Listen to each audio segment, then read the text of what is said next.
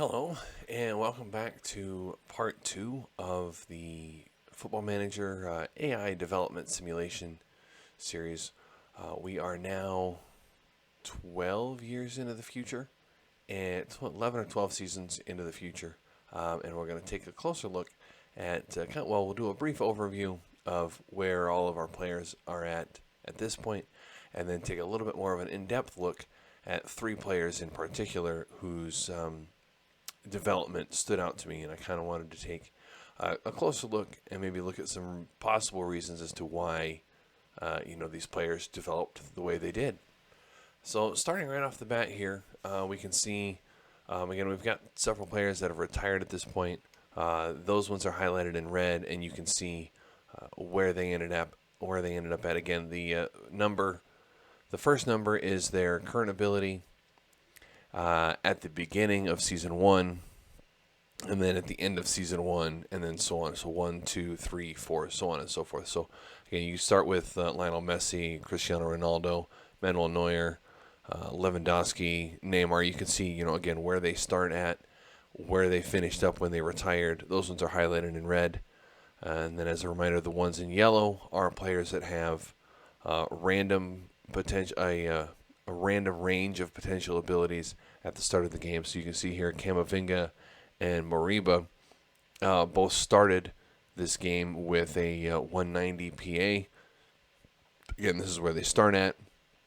Moriba, interestingly enough, developed much quicker than Camavinga did, reaching 184 current ability by the age of 23, while Camavinga lagged significantly behind, but now they've eventually he caught up with them, and they're both the two best midfielders in the world.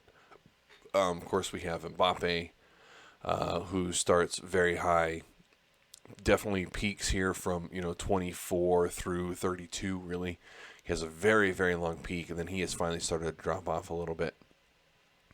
Haaland, same thing, starts here at 177. Peaks within a year or two, and then that lasts all the way. Really, he's finally started to just slightly drop off here at the age of 33. And then as we scroll down here, we see some of the other new gens that have come into the game.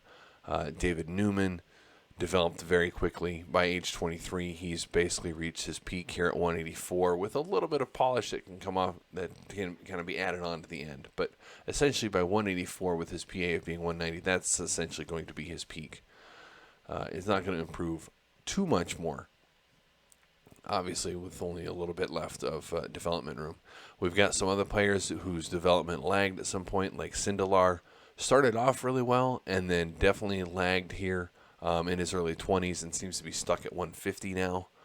Maybe he gets a chance to follow this Camavinga development arc, and as he gets into his later 20s, maybe he's able to catch back up with the potential that he showed early in his career.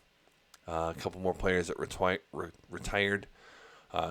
Luis Suarez lasted much longer than I thought he would, because he starts out kind of already on the decline, and he hung on all the way until age 40, with his current ability dropping down to 105.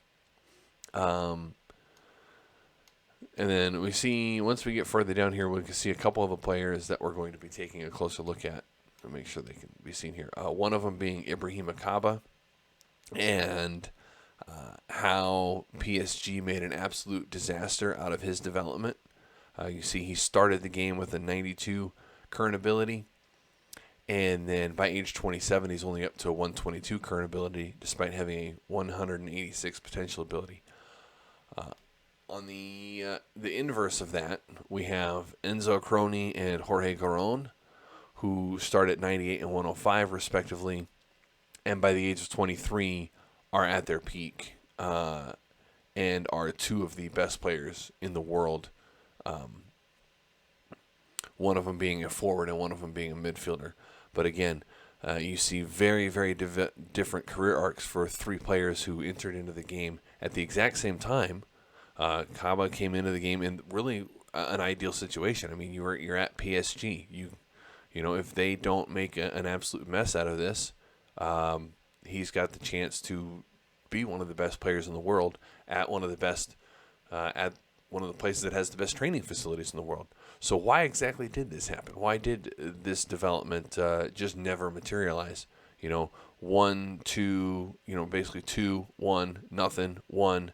Finally gets a little bit of a jump there, but again, then it lags with just 4, and then nothing, then 1. And then we get a little bit of a jump again here from 24 to 25, but then again it stalls again. So really he had 2 years really where he took significant jumps. This year where he jumped from 96 to 105, and then this season where he jumped from 110 to 118.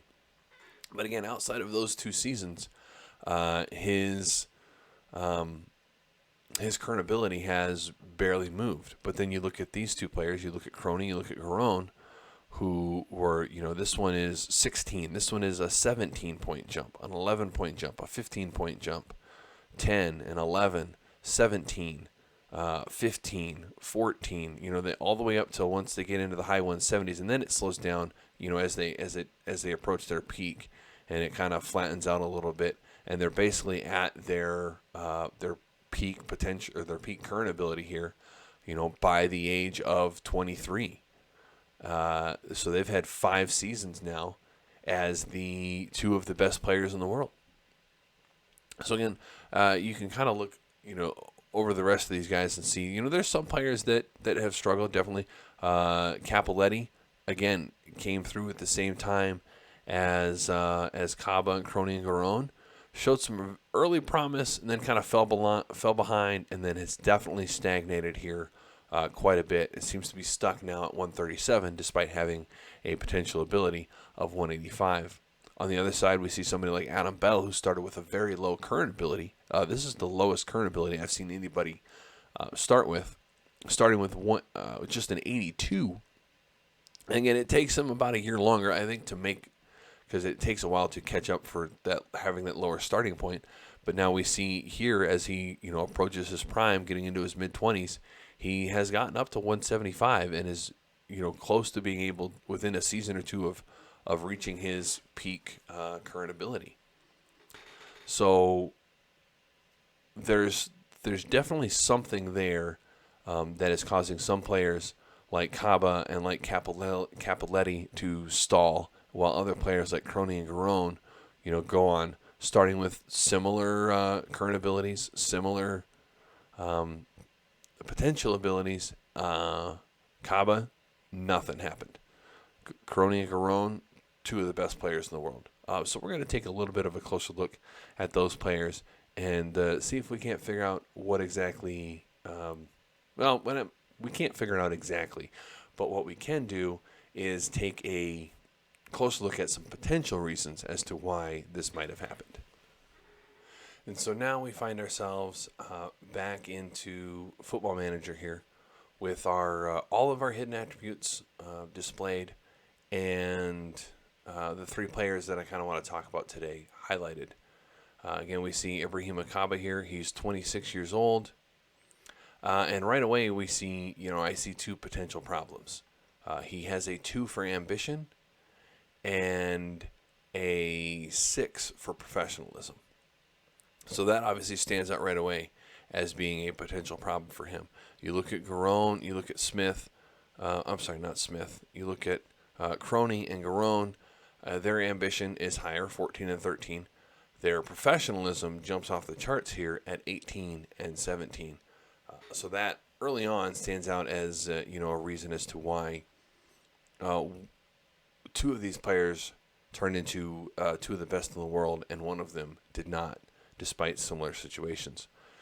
So we'll start here with Jorge Garone. We can see him here. He's at Juventus. He's got 19 vision, 18 passing. He's got, great physical ability with acceleration, agility, balance, jumping reach, stamina. He's spirited, a world-class midfielder. He's had some nice player development traits. He's one of the best deep-lying playmakers in the world. Obviously the defense isn't spectacular, but again, the vision, the passing, the decisions, the composure, the anticipation, the first rush. He's got all the perfect attributes to sit in the midfield and really control a game for you. And we can see that, here he starts He's Colombian. He starts at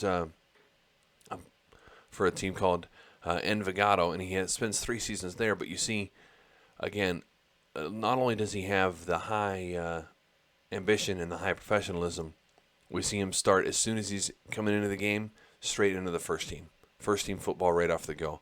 So he has 3 seasons of first team football in Colombia before Juventus got an absolute steal at $1.2 million. A little bit of, he spends 1 season, well, actually, yeah, and goes straight to their bench. So he has 1 season where most of his appearances are off the bench, and then he spends, and then he's basically into the first team by his 2nd season at Juventus. You see the 13 appearances with the 9 sub appearances. So he very quickly, at one of the biggest clubs in the world, finds himself at the age of, well, let's see, this would have been 16, 17, 18. Yeah, because he can't leave South America until he's 18. So he leaves at 18. At the age of 21, he is in the, at the age of 20, is in the Juventus first team and is immediately one of the best players in the world. And so, again, you see, but now he's just a mainstay in their first team. 30 starts, a 7.35 rating, 7.5, 7.39, 7.48, 7.39, 7.6, 7.48. So it just goes on and on and on. It had a couple, looks like the last couple seasons he might have dealt with some injuries. But again, you look here at, his development. As soon as he came into the game, he went straight into the first team for Envigado FC, and then was basically there until he was 18, left as soon as he could. And again, an absolute steal at $1.2 million for Juventus, who got a world-class midfielder. And so you can see, I think it's a combination of, having the high ambition and the high professionalism with having the opportunity to play first-team football immediately. That really makes a huge difference in some of the development of these players. Going back here and looking at Enzo Crona, and I think we're going to find something similar. Again, we look at his career. Comes through at SC Heerenveen, and by the time he's 18, he is on their first team football. 24 starts, scores 12 goals. In the middle of the next season, he's bought by Manchester United for $16.5 million, and again, basically goes straight into their first team. And then by the age, so he again goes straight into their first team. Takes him about 3 years to really get warmed up here, but now 21 goals, 22 goals, 18 goals, 10 goals with an injury tag, because that's 10 and 19, and then 21 and 35. Plus really scoring well in cup games. So 36 goals in 54 appearances overall is a really, really, really good season. Again, we can look at his profile. Just absolutely a physical monster. Professional, an elite striker, level-headed, fantastic off-the-ball movement, fantastic flair. He's a good leader in the clubhouse. Has composure, has anticipation, has dribbling, finishing, first touch, has technique. Has all the things that make him a world-class striker. And again, we see it's a combination of having that good ambition and that good professionalism with also getting first-team football right away. I think that was really what makes the big difference. If by the age of 18, if you can't give your players first-team football in your team, you need to loan them out so that they're getting quality first-team football somewhere. Because if they don't, we see this happen. We look at Ibrahim Aba, who is an okay player at this point. Obviously, as a forward, if somebody were, you look at the 15 pace and you look at the acceleration, agility, and balance, the mentals obviously are a little bit lacking. The off the ball is good, but it's just not obviously at that next world-class level that we see some of these other players at. Again, we look at his history. all he did was play for PSG2 in, whatever this National 2 group is. And it's just not a high enough level of first-team football to really benefit him. He had a loan spell here where he didn't do anything. He had one season here, and this is 26-27, so this would have been, he would have been going from 20 to 21. So his age, the season where he starts the season at 20. Basically, yeah, he's 20 for basically the entire season because he's not going to turn 21 until the start of the next season. So his age 20 season, he spends it on loan at Le Mans. 29 starts, scores 8 goals. So, it's not like he set the world on fire with his performances, but he got some first-team football.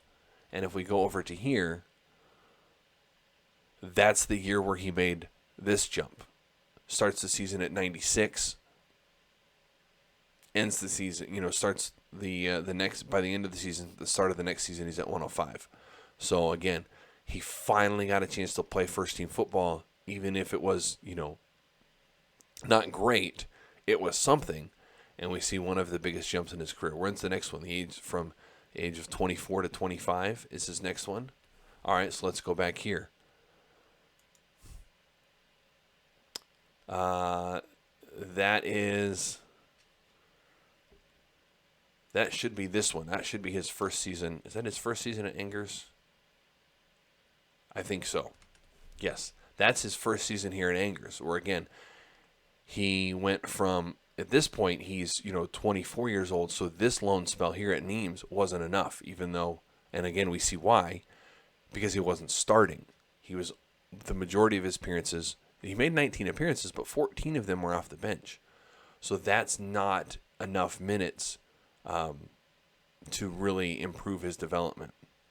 It needs to be starting, so when you loan your players out, and they need to be loaned out somewhere where they're going to start if you really want them to improve. Because, again, the next season that he develops nicely is his first season at Angers. Again, 34 starts, scores 7 goals, has a 7.16 rating. So, listen, he's a solid League One, player. And that was where he made the jump from 110 to 118. But then again, we see him here not really getting a whole lot of playing time. I don't know, maybe there was an injury involved here. But again, 14 starts, 6 substitute appearances. So he's back and forth from starting lineup to the bench, not really doing it much. And then now, of course, he's running into the problem where he's 27 years old, and he should be entering his peak. So it's a lot harder to get those big current ability jumps at this point in his career. So even though he's back in the starting lineup, started 34 appearances, has 11 goals, 7.14 rating. So again, he's a solid Ligue 1 forward in France. But it's just, at this point, it's just not enough because now he's too old. So you're really not going to get those big jumps anymore. He's probably is exactly who he's going to be, which is unfortunate because obviously he played really well for PSG2, but it's just not the quality of football that he was getting here in this National 2 group is just not high enough to facilitate, him actually progressing in his career. It was the 2 times that he went on loan and got first team starting football, Le Mans, and then you see him again at Angers his first season here where he was still, 24 years old. Those were the 2 biggest jumps that he had in his career. So even with the low ambition and the low professionalism, you see when he got first-team football here and here, he was able to progress a little bit. So I think you can overcome low ambition. You can overcome low professionalism in these players if they are getting first-team starting football somewhere that is of a reasonable level. Obviously playing for PSG2 isn't enough, but when he was at Le Mans in League 2, that was enough. Playing in Angers in League 1 obviously was enough. Early on, obviously, it can be a lower, level of football. Jorge Sedano, he was he was in the Colombian First Division, so obviously for these first three seasons, so obviously that's still very high quality football. You see a little bit of a slowdown here. I think this was his first season at Juventus when he spent some of it. He didn't play quite as much right away. Some of it was off the bench, but then as soon as he was back into the first team, you see him making these big jumps right up to his peak. Again, same thing here. Crony in the early on, he's able to develop, and then he's in the Heerenveen first team for a couple seasons. Again, we see a little bit of a slowdown here where he had one of the seasons at Manchester United where he wasn't, starting. He wasn't, exclusively in the starting lineup. He had a number of appearances off the bench where it slowed down a little bit, but then again, he makes his jump up to his peak and is one of the best forwards in the world. So I think the conclusion that we can draw here when we look at some of these players is, you can overcome low ambition, you can overcome low professionalism if you're getting first team football. Just from looking at Kaba, you see the jump from 96 to 105 and from 110 to 118 when he actually got first team starting football at, a decent quality, in a decent quality of league. Crony and Garone, they were getting first team football almost immediately. And so they were at the age of, 18, 19, they were able to step in to Juventus and Manchester United respectively, and almost step straight into the first team there. And you see players who, were able to climb up to their peak and again are two of the best players in the world at this point. So did they have, a decent level of ambition and very high professionalism? Yes, and obviously I'm sure that played a role in them, reaching their peak by the age of 23. But to reiterate, it is something that you can overcome. So I don't know. Maybe hopefully that answers some questions for anybody who's curious about how the development, the career arcs work, or some of the development simulations work for players, and kind of how things are programmed in the game, for your players to develop.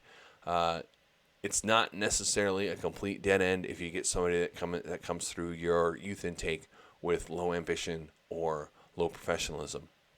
If you can get them in the right situation, you can overcome that. Does having high professionalism make it easier? Sure. But I think it's more important that you get them into situations where by the age of 18 or 19, they're able to get first team football in a higher quality league. And really that's where you're going to see your big jumps in current ability. So I think that is going to wrap things up for us here. Thanks for watching, and I hope this helped.